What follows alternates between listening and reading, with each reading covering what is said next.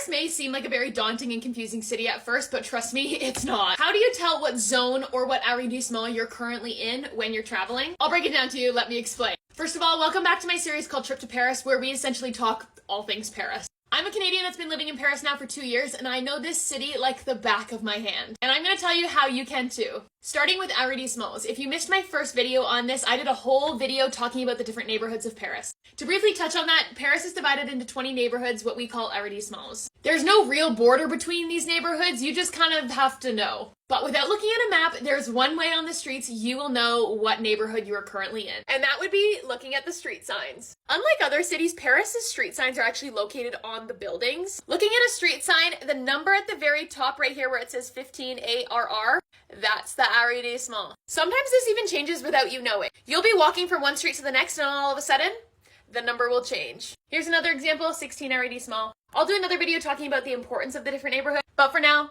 this is how you tell. On a totally other note, how to tell what zone you're in. Zones and arrondissements are very different. If you can picture Paris on the map, it's a complete circle. And the arrondissements, the neighborhoods that we just talked about, one starts in the center of the map and it goes in a snail-like formation all the way around until you hit 20. Whereas zones work in a circle that goes from the inside outwards, outwards, outwards, outwards, and it gets bigger and bigger.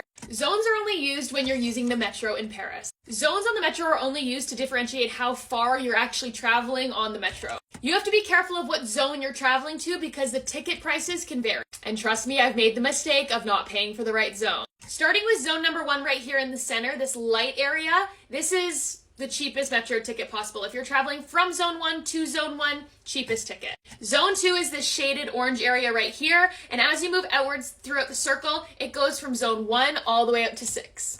As you can see, traveling from 1 to 6 is quite far, meaning your ticket will be the most expensive. To give you a better idea of what is where and how far these zones actually go, the city of Paris is only zones 1 to 3, meaning the circle of Paris is only up to zone 3. All these other zones, like Disney World, is a good hour and a bit away from Paris, and it's in zone 6.